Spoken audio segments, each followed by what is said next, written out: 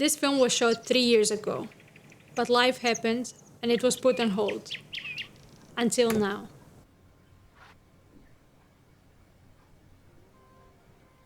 Thankfully, good art and good stories are timeless, so I'm finally sharing this film. I hope you enjoy it. It's pretty universal that almost everyone seems to be interested in miniatures and models. Some people it's all about the picture and it's about staging the scene. People use Lego or they use pre-bought figures, they use all sorts of things like that. There's origami, there's painting, there's miniature food, there's resin, it's all these different things. People like mini things, they like miniatures. My name is Max Dorey. I'm also known as Dreamy Ox online. I make miniatures and dioramas, and I am a sculptor, model maker, and generally make things out of trash. I have bits of motors and wires and these sorts of internal bits and pieces. Rubber crumb, I use a lot of this for making the bases of my dioramas.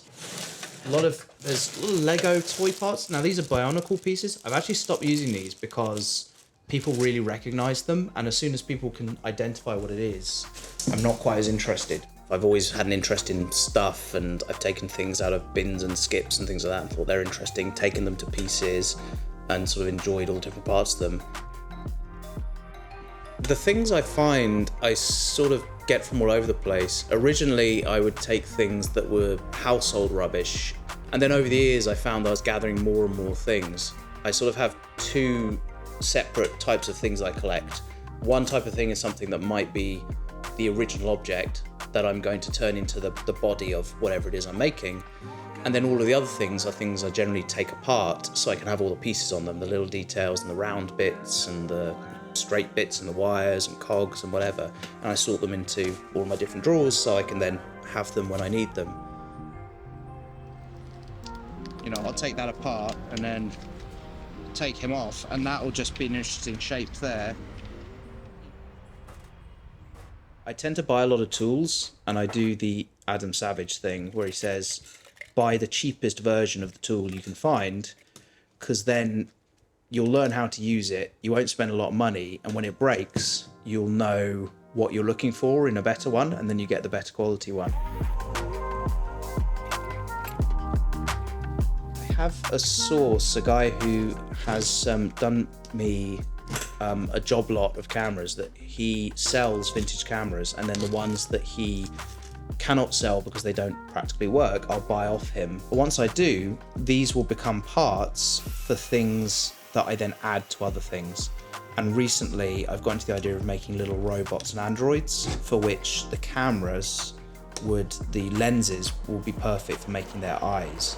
So I might have to cut things off, and they can take a little while. They can really need to be sort of ripped apart.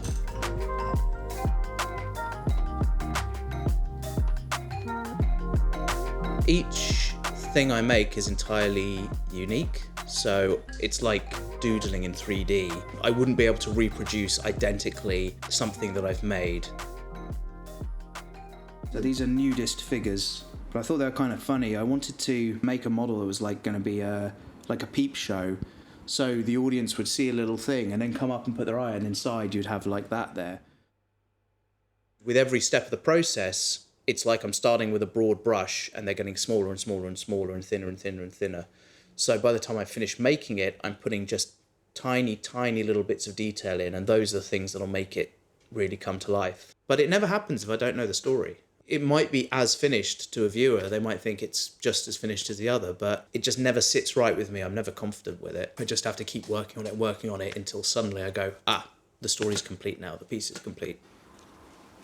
This is probably one of my favourite figures I've got so far of a female character. Just seems like a really normal, ordinary person, holding a coffee, wearing some work clothes, like the sort of people that you actually know. For me, and for some other people with my work, just having a little bit of background information, not a lot, but something that just starts to weave something in their head, gives it a sort of depth. So I'd done a show, and I had this fake banana that was left over from the show, and I thought it was kind of just a fun thing to have around. And particularly when you take apart things like mobile phones and like mobile devices, they're really clever at cramming loads of stuff into this kind of unusual shape. So I thought it'd be kind of fun to have the kind of contrast between the organic and then trying to fit all this electronic stuff inside there. So once I did that, it seemed really a natural step to then go to the electric apple and find the electric mango, which, I think is maybe slightly less successful than the previous two, but still has its charms. Scale is extremely important because it's right or it's wrong. When you're making something, you need everything to be in the same scale. Each piece sort of tells me what it wants to be. I've started working more in 1:35 because it's sort of Airfix scale. You can get a lot of little props and things that all fit, but it might be what you call free scale, which is you start making and then you find the figure that's the most appropriate for that. This is an example. This one wouldn't exist in this world because the scale's different. This lady here is 1:35 and these are 1:50. And when I was making this, because you could have had a figure as big as that on it, but it just felt right that it would be a smaller character. I think the part that's always the most exciting is when you start to paint it, because that's when it really starts coming to life. As soon as you put that first layer of primer on, everything gets painted the same colour, and suddenly you don't see individual elements anymore. It all coalesces into one single thing. But then it looks too clean and too new. So then I start doing the weathering and the rusting, and a lot of the stuff I do tends to have decay and rust and rot and grime. I've tried to do pieces that are clean and completely beautifully Spartan, and it just never doesn't feel right. It doesn't feel finished. I'm not a full-time artist. Being able to do that every day would be a lovely thing if it worked out financially and if it was something that was possible to do. If I'm honest, I would do this regardless of what it was or what it meant. I would have to do it. And if there was no interest in it whatsoever, I think I would still have to keep doing it. What I'm doing is kind of no different to anyone who, when they're a kid, has made a Lego model or has taken a fairy liquid bottle and turned it into a rocket and then flown it around. That's exactly what I'm still doing. I just do it more intensely and with more detail, and I try to actually tie it into something, but it's a way to take something that would otherwise be waste and turn it into something that has a use. So you can find all my work and contact me on Instagram at Dreamy Ox Art, and you can visit my website www.dreamyox.com.